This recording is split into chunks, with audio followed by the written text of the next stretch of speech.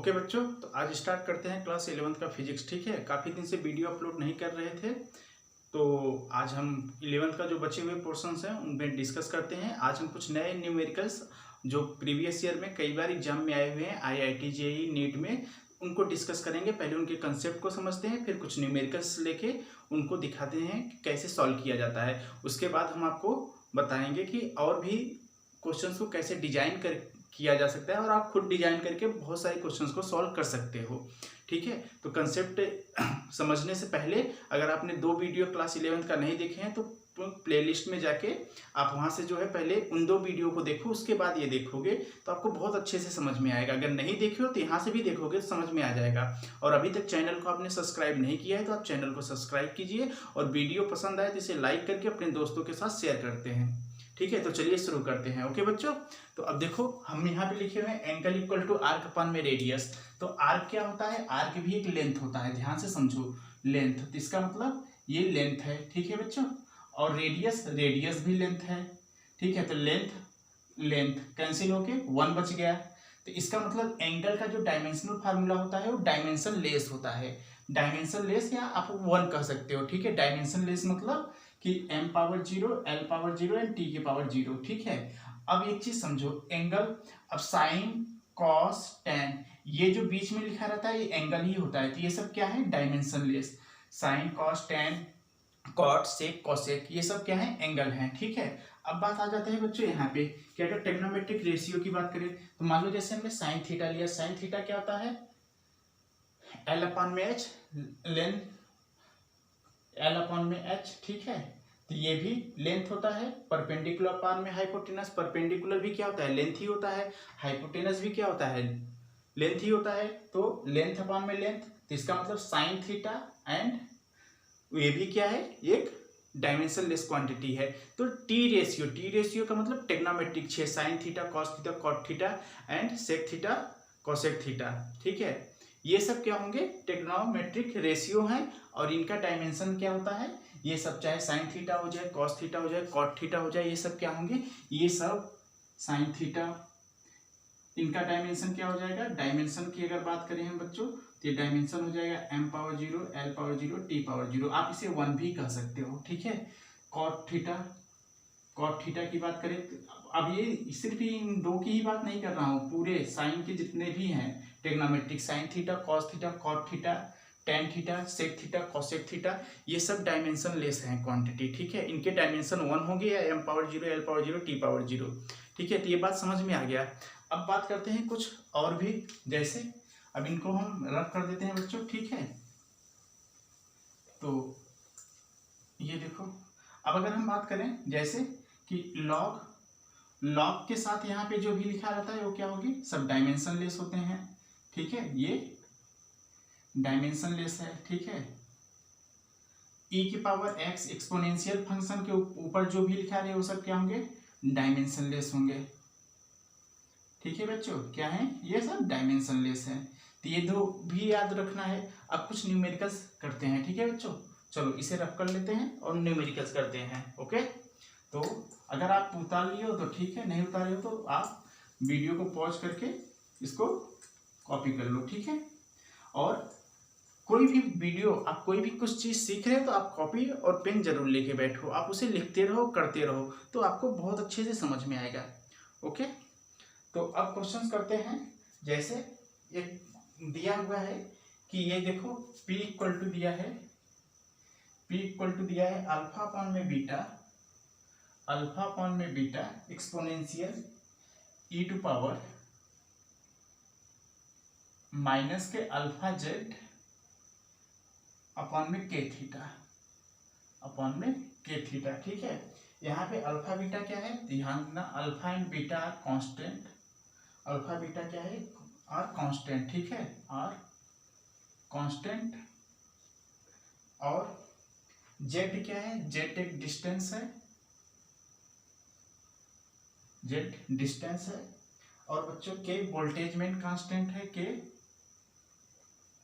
Voltage main constant है। And theta is temperature, theta क्या है? टेम्परेचर है। ठीक है बच्चों, टेम्परेचर। तो आपसे पूछा है dimension of beta, dimension of beta, ये IIT 2004 का क्वेश्चन है। ठीक है बच्चों, 2004 में ये IIT में आया हुआ क्वेश्चन है। तो आप इजीली इसे कर सकते हो। कैसे करोगे अभी बता देते हैं। अभी जो हमें कंसेप्ट होता है उसी पे करना है। ठीक है, तो अगर हम बात करें बच्चों तो देखो,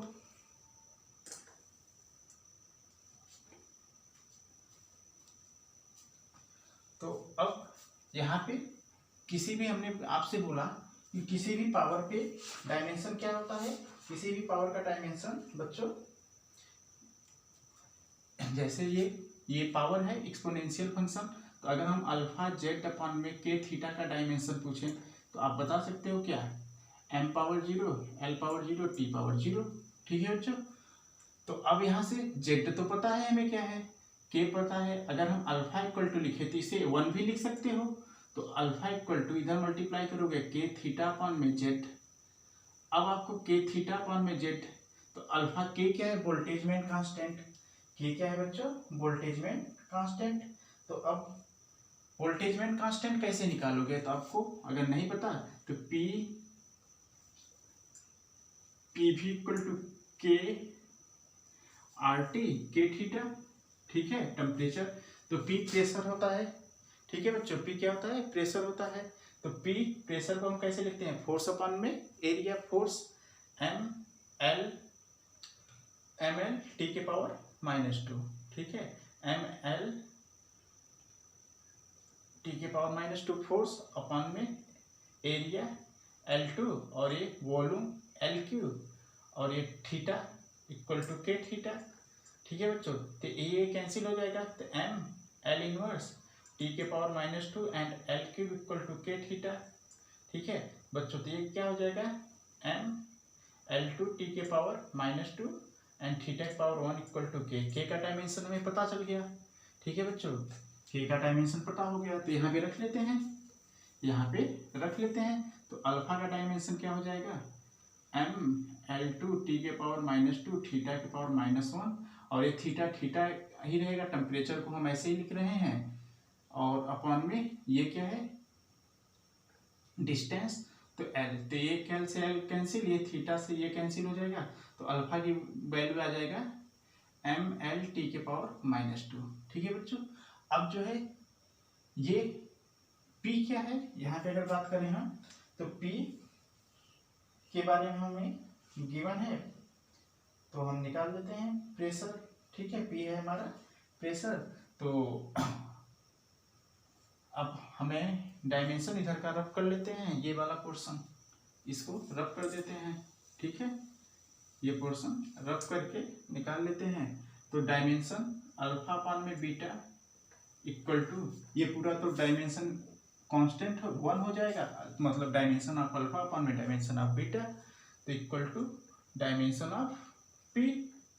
तो हमें तो बीटा चाहिए, तो इसको इंटरचेंज कर लेते हैं, अल्फा पान में पी इक्वल टू बीटा।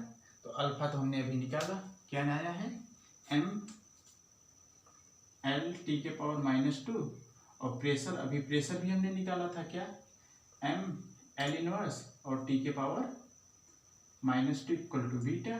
ठीक है बच्चों, तो m से m कैंसिल हो गया, T के पावर T से कैंसिल हो गया, ये ऊपर जाके L के पावर 2 आ गया बीटा। ठीक है, तो L स्क्वायर आ गया बच्चों बीटा की वैल्यू। क्लियर, तो जो दिया है ऑप्शन, तो ऑप्शन अब मैच करा लोगे, हमने यहाँ पे ऑप्शन नहीं लिखा है। ठीक है,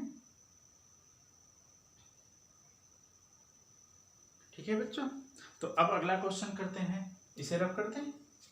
चलो अगला क्वेश्चन,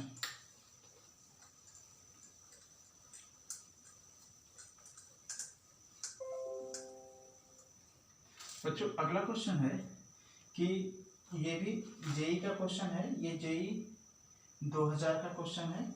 दिया गया है 1/2 एप्सिलॉन नॉट ई स्क्वायर, इसका डायमेंशनल फार्मूला पूछा गया है, फाइंड डायमेंशनल फार्मूला, इसका डायमेंशनल फार्मूला लिखना है। तो बच्चों अगर जो बच्चे 11th में हैं उनके लिए जानना थोड़ा सा मुश्किल होगा इन चीज़ों के बारे में। इसे एप्सिलॉन नॉट बोलते हैं, इसे ई बोलते हैं, ठीक है। ई फॉर यहाँ पे एनर्जी नहीं है, ये इलेक्ट्रिक फील्ड है यहाँ पे, ठीक है। ई क्या है? इलेक्ट्रिक फील्ड है। तो रियल में 1/2 एप्सिलॉन नॉट ई स्क्वायर ये होता है, इसका नाम है एनर्जी अपॉन में वॉल्यूम। इसका नाम है एनर्जी अपॉन में वॉल्यूम, ठीक है। अब अगर एनर्जी का हम फार्मूला और वॉल्यूम का लिख लिया तो हमें इसका डायमेंशन पता हो जाएगा। तो एनर्जी क्या होता है? तो आप आराम से लिख सकते हो mL2 टी के पावर -2 और वॉल्यूम L3। तो ये कैंसिल हो जाएगा बच्चों। तो क्या मिलेगा? mL इनवर्स टी के पावर -2। ये डायमेंशन में मिल गया 1/2 एप्सिलॉन नॉट ई स्क्वायर। ध्यान देना है यहाँ पे एप्सिलॉन नॉट एक परमिटिविटी है, ठीक है, परमिटिविटी या फ्री स्पेस। और ई एनर्जी नहीं है, E is the electric field. जब आप क्लास 11th में जाओ और 12th में जाओगे तब पता चलेगा, ठीक है। और जो बच्चे ऑलरेडी क्लास 12th में तो उन्हें इनके बारे में पता है, ठीक है। तो ये दूसरा क्वेश्चन भी हो गया। अब तीसरे क्वेश्चन पे बात करते हैं बच्चों, ठीक है। तीसरा क्वेश्चन दिया है बच्चों कि वांडर वाल्स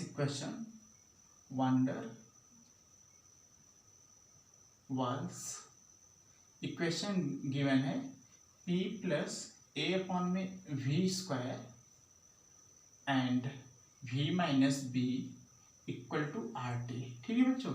यहाँ पे P क्या है? P is pressure. P क्या है बच्चों? Pressure. A and B are constant, ठीक है बच्चों। V क्या है? V जो है यहाँ पे वॉल्यूम है, right. R gas constant and T temperature. ये gas constant and T temperature. कभी अभी आपको यहाँ पे डाउट नहीं होना चाहिए। आपने अगर पहला या दूसरा वीडियो देखे होंगे तो हमने बताया था कि टेम्परेचर को T से भी डिनोट करते हैं और थीटा से भी डिनोट करते हैं, राइट। तो आप अगर नहीं देखे हो तो आप पहले जाके पहला और दूसरा पार्ट देखो।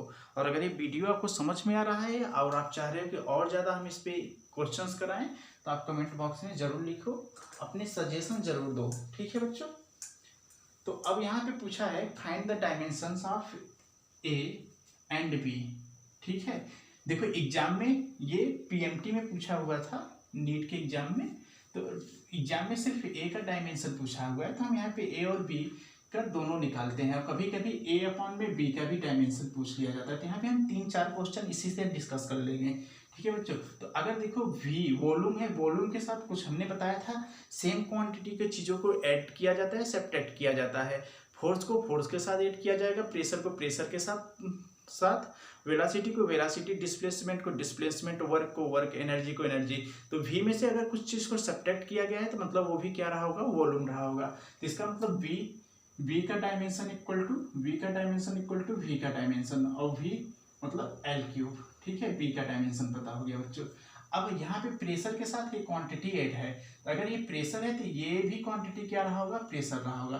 तो इसका मतलब dimension of P equal to dimension of A upon में V स्क्वायर, ठीक है बच्चों। तो अभी हमने प्रेशर का बताया आपको mL इनवर्स T के power -2 equal to A upon में L3 का होल स्क्वायर, ठीक है बच्चों।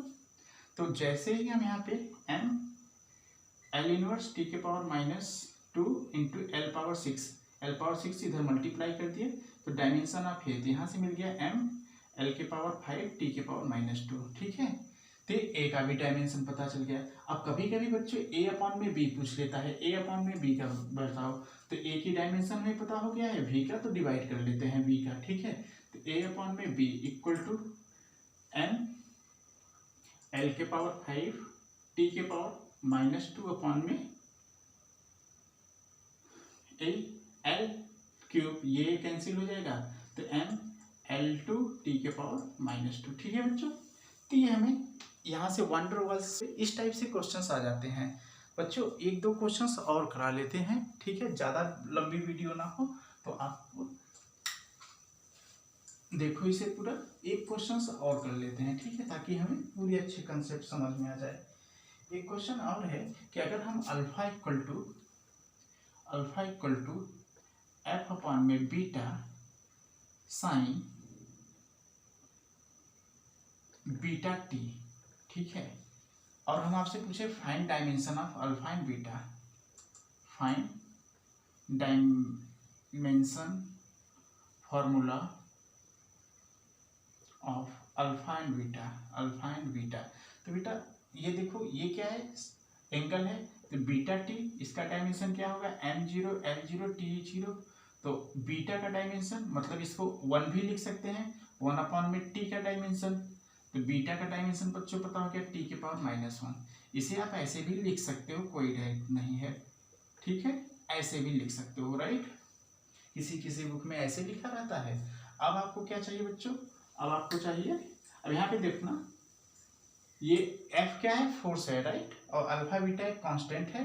यहाँ पे चाहो तो F फोर्स है, ठीक है, ये गिवन है क्वेश्चन में, ठीक है, ये फोर्स है, right. Alpha beta are constant, तो अब हम अगर अल्फा के निकालें बच्चों, तो अल्फा का इजीली हम यहाँ से निकाल सकते हैं। तो अल्फा का डायमेंशन इक्वल टू F में बीटा का डायमेंशन, ठीक है। अब F क्या होता है, m l t के पावर -2, ठीक है, लेंथ एक्सीलरेशन, ठीक है, और ये अभी तो हमने निकाला ये t इनवर्स, ठीक है बच्चों। तो क्या आ जाएगा, m l t के पावर, ये ऊपर जाके ऐड हो जाएगा, तो t के पावर -1, ठीक है बच्चों, m l t के पावर -1। तो ये आ गया अल्फा का डायमेंशन। तो इस टाइप के क्वेश्चंस बच्चों दिए रहते हैं, ठीक है। अगर आप चाह रहे हैं कि और हम इस पे न्यूमेरिकल्स कराएं, ये जितने भी क्वेश्चंस हमने किया ये कहीं ना कहीं कम्पिटिटिव एग्जाम में आए हुए हैं। तो अगर ये आपको वीडियो पसंद आया तो आप चैनल को जरूर सब्सक्राइब करो, राइट। कोई भी प्रॉब्लम है तो आप उसको अच्छे से जो है कमेंट बॉक्स में लिखो, आपके प्रॉब्लम को सॉल्व किया जाएगा, ठीक है। और चैनल को सब्सक्राइब करके बेल आइकन का घंटी बजा दो, ठीक है, ताकि पूरे अच्छे से जब भी मैं वीडियो अपलोड करूँ तो आपको समझ में आ जाए। Okay, thank you for watching this video. Thank you बच्चों।